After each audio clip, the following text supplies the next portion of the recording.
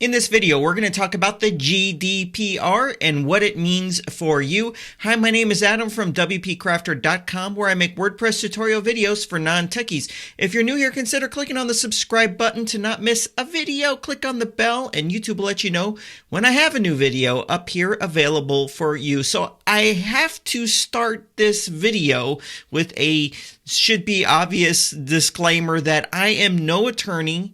This is not legal advice. As a matter of fact, to add a little bit of humor, you shouldn't listen to a thing I say in this video because it has not been reviewed by an attorney, and I am not an attorney. So just go with that, of course. So anyways, we're going to talk about the GDPR in this video because it is coming up in May 25th, and that's not that far away. I mean, it's coming up really quick. And for those of you that are not familiar with what this is, it's a new law, a very extensive law that's going into effect in the EU, but it has effects on anyone that is collecting data on EU citizens or anyone that has a website that has EU citizens visiting it. It's going to affect you. And since this is a channel about WordPress, it's definitely a conversation that we need to have. It's definitely one that I would hope that you would pay attention to. So the GDPR stands for General Data Protection Regulation, and it's a very comprehensive document. And the onboarding process for this has been going on for the last 2 years. However, the date that it's going to affect is coming up soon, and there's a little bit of scrambling going on. So in this video, what I hope to do is actually have a series of videos, but in this video, I just want to go over some of the basics of GDPR, some of the questions that still remain about it, primarily to get it on your radar, and I'll probably have maybe another 1 or 2 videos about the GDPR. Here's a great link. I'm going to put this in the video description down below. Lee Jackson from the Agency Trailblazer podcast put up a podcast episode today based upon his research into the GDPR. It was pretty good. I listened to it and I thought, it's about time I start talking about this on this channel. I'll put a link to this down below. It's definitely worth a read and also worth a listen to. So I wanted to talk about some of the points of the GDPR. I got some of it from here, but I've actually been following this for the past 3 months. And also a side note, if you are a website developer, you have clients, I actually think the GDPR is going to be amazing for you because this is something that you, number one, need to have all dialed in because you have customers. So you have clients that you've built websites for or you manage websites for, and there should be a service offering to do a proper audit for GDPR regulation and compliance. And I think it's a good opportunity for you to reactivate old clients and also have it be a services that you provide to all of your existing clients. I think it's going to be great for you. You could do an audit, you can go over compliance, you can add disclosures. There's all of these services that revolve around it. So, okay, now I'm going to start going fast through the video. Okay, so the first thing you need to look at for GDPR compliance is what data are you capturing? So you need to, in the most basic form, you might have a contact form on your website. Someone fills out that contact form and hits enter. Where does that data go? Where is that data stored? So you need to go through everything that you use and find out what data are you actually collecting. And then what you need to do is ask, are you collecting identifiable information? So that is defined differently in different countries. In the United States, an IP address is not identifiable information. Unfortunately, in the EU, it is. So if you are collecting any identifiable, I mean, there's obvious identifiable information, right? Someone's name and address, that's identifiable, and the list goes on, but also IP addresses are added to that. Next, you need to look at do an audit of all of the products and services that you may be using that is collecting this identifiable information. And then you need to go to those services and find out what they are doing to be compliant. So this would be, and I have a short list here, if you have an e-commerce website, what are they doing to be compliant? I'm going to talk about WooCommerce in a moment if you're using that, and I'm going to talk about WordPress in a moment if you're using that. If you have an e-learning platform or a learning management system, what are they doing to be compliant? I'm going to touch on that here in a moment as well. Your contact forms, some of them don't store the data in your WordPress database. Some of them do. What are they doing to make it easy so that you either are storing it or you have an easy way to not store it? So that's one less thing that you have to be concerned with. What business communications are you having? And I know for me specifically, I have a live chat tool. What is being collected by that live chat tool? I need to know. Also, any marketing tools or marketing automation. If you're using any marketing automation platform, they're usually tracking everything someone does on your website and where they're going, the pages are going to, how long they're on those pages for. Are they doing it in a way that is capturing personally identifiable information before the person has even given you personal identifiable information, perhaps like an IP address if they're doing it that way? And this would also apply to remarketing. Then you've got to look at data retention, how long you're retaining that data for. You have to make sure that you're storing all data in as tight of a security measures as possible, taking all security measures that you should responsibly be doing. And then once you've done all of that stuff, then you actually have to disclose all of it in disclosure forms for your website in plain, easy to understand English. Now, the problem is you have to do this for EU citizens, but there is no reliable way to know if someone that's on your website is an EU citizen. It doesn't matter where the visitor physically is, if they're in the EU or in Canada or in the United States or in India. If they are an EU citizen, you have to be compliant. So some of the main things, let me make this all kind of make sense. You have to look at all of this stuff, disclose all of this stuff. And then there's issues of consent that I'm going to talk about in a moment. But then you have to have a mechanism in place where if an EU citizen wanted access to the information that you have on them, that you can supply that to them. That's where this actually gets really tricky, because if you're like me, you're using several products and services that aren't all unified, and getting that data to someone could be a burden. Now, if you're not compliant, whether or not your business is based out of Europe or someplace else, the EU law states that they can fine you up to 4% of your global revenue, and that would max out at, I believe, 20 million euro. Now, there is some questions of how enforceable that is, right? So can they actually enforce that on a US-based business? Does international law apply and all of that? And these are all things that we don't really have the answers to. On the surface, they can't apply a fine. If you're in the US, they can't just fine you in a way that a government agency in the government of the country that you're in can just fine you. So it is a little bit questionable how they would actually collect or enforce that. And these are all things where the dust is going to have to settle. There's a lot of parts of this law that are written in a very ambiguous way. So really, some of the practical effects of the GDPR, we're really not going to know until some of these things are actually tested in a court of law. So here's how it affects you and me, and here's where you want to be concerned. First of all, I actually like personally like the spirit of the GDPR. I'm all for disclosure. If you visit my website, there's a transparency report that discloses all kinds of stuff I don't have to disclose, but I like to do that.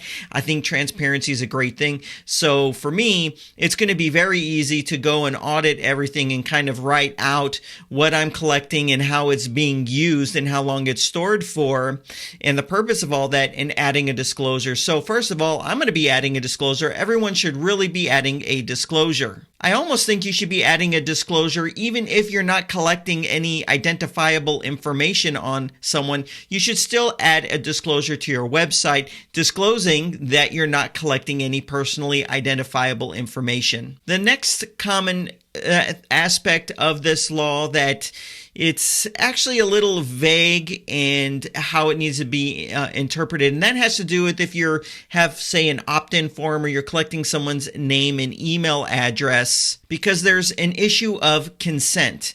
So this is actually the one thing where I actually personally don't really agree with a lot of what I'm seeing written out there. And that's why I say don't follow anything I'm saying as legal advice. I really don't agree with it. So what a lot of tools are using, so like Beaver Builder, I'm sure it's already might be a feature in Elementor. Thrive Architect and Thrive Leads has it where you can, if someone is going to opt in or submit a contact form, there's a checkbox that you can have where the visitor would actually have to check on the box to give explicit consent that they're agreeing with, say you link to the GDPR policy. So they're given that explicit extent where they have to move their mouse and click. They're given what's called explicit consent when they give you this information. But here's the thing. Collecting someone's name and email address, from what I've been reading from the law, it does not require this term called explicit consent. Let me read to you what explicit consent is defined as in the law. Under the GDPR Article 9, explicit consent is required for the processing of certain special types of personal data, not all types, certain types of personal data. An example would be racial or ethnic origin. I don't ask that in my contact forms. Political opinions, religious or philosophical beliefs, or trade union membership, and the processing of generic data, biometric data for purposes of uniquely identifying a natural person, data concerning health, and data concerning a natural person's sex life or sexual orientation. I'm not asking you for that if I have a spot for you to put your name and your email in. And isn't just you putting the person being on my website, putting their name and their email in, them giving me consent, not explicit consent, but consent, and then they click a button. So for me, I think some of what I've read is that on this point, if you have a form where you're getting someone's name and email, you can have a one line there without a checkbox saying that you're consenting to give this information to me or something along those lines. By clicking on yes, submit, or yes, I'm in, or whatever button there to actually submit that information, they are giving you consent. And so that's probably how I'm going to roll until I get additional information. So if you are collecting leads for any purpose, you might want to look into, is explicit consent required? Now, if you're a doctor or a doctor's office and you're having them give all kinds of sensitive information, oh yeah, explicit consent is definitely required. So there's that issue. So some of the other things I want to talk about is, The trickiest part of this, I think, is not necessarily fixing your opt-in forms and putting a line of text or doing the audit to find out where all this data is coming from. I think the biggest challenge is how the heck are you going to be able to deliver to an EU citizen all the data you have collected on them? And so with WordPress, here's a great article, and I'll put a link to it down below. And this is really coming from WooCommerce, but it's talking about what WordPress is actually doing for GDPR compliance. And they're actually taking it very serious, and they should, because 30% of the internet's on this thing. They really need to give us the tools in the core of WordPress to be able to be as compliant as possible. So what they're doing is, and you can read through this. So someone, if you're using WooCommerce, obviously if someone places an order, you're collecting their information. But also if someone's leaving a comment on your website, you're collecting information. If someone is, say, you're using a learning management system and they're registering for a course, you're collecting information. So there's a lot of functions in WordPress where you are actually collecting identifiable information. And WordPress does need to provide a way that plugin developers and theme developers can hook into to be able to have a system where you can give that data to someone upon request and also give them the option to have it all deleted and wiped away. And that's what they're doing in WordPress. So essentially someone's going to be able to go to a form and they're going to be able to request all the information.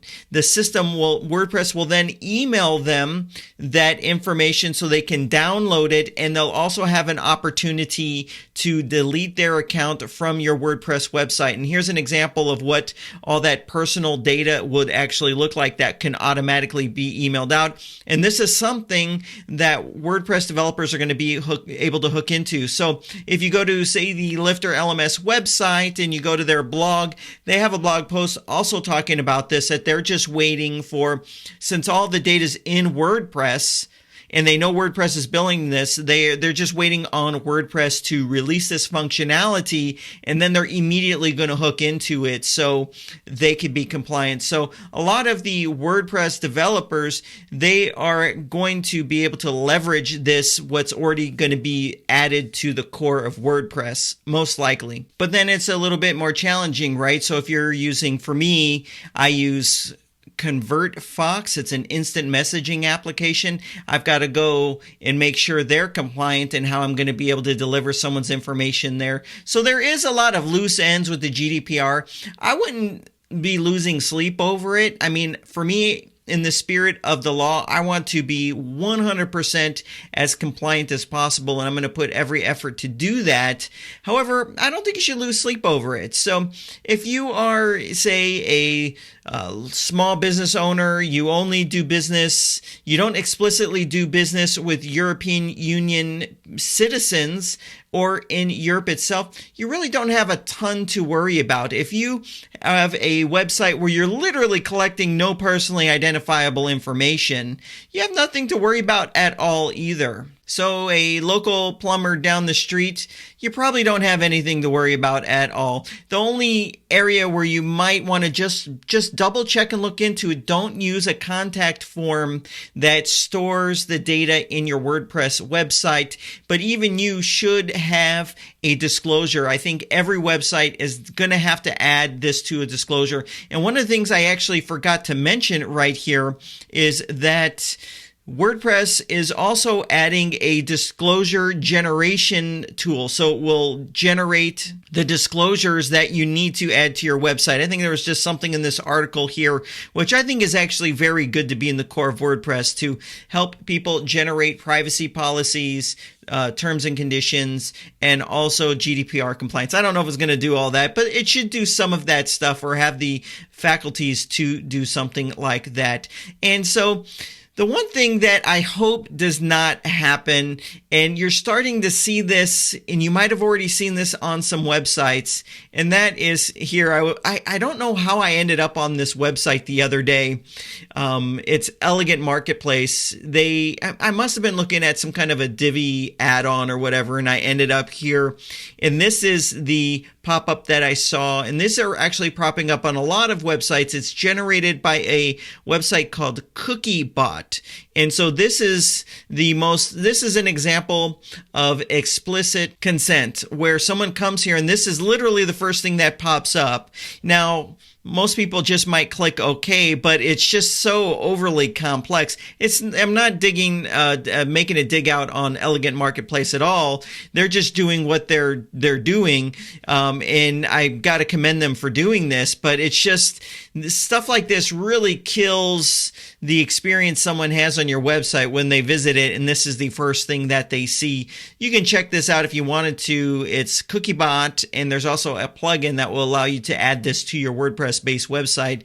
But for me, I don't want this, so I would rather use plugins and the tools that are not collecting identifiable information that can be linked to an actual person, I would rather, instead of having something like this, just not use those tools, to be honest. So if it means that I can't use my marketing automation tool until they modify it so it's not collecting IP addresses, hey, I'm all for that, because I would rather not have people have to see this the first time they come to my website and every time they do it in a new, fresh browser. So I know this video was a little all over the place about the GDPR. I do think it's something that needs to be on everybody's radar. I do think if you're an agency owner, you have web design clients, it would be good for you to, if you have a blog on your website, put together a blog post that talks about it, email all your customers,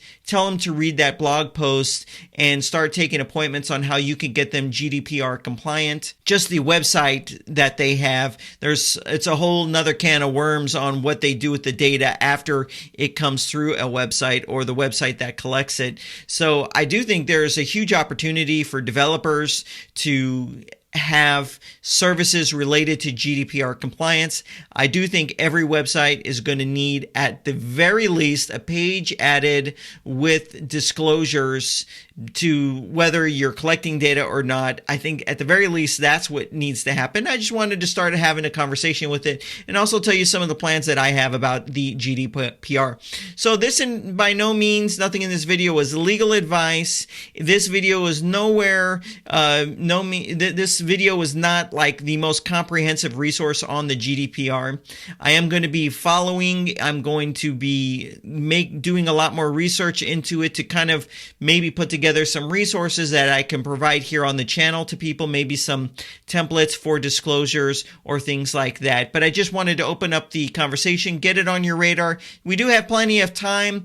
A lot of it really doesn't going to really fall on your shoulders other than doing the audit. It really falls on plugin and theme developers and the developers of the services that you use on your website. So if you have any questions for a future GDPR video or discussion, leave them in the comment section down below. I'll also see about getting an expert in the GDPR to come here on the channel to talk further about the GDPR and what it means for you. Hey, thanks for taking the time to watch this video, and I will see you in the next one.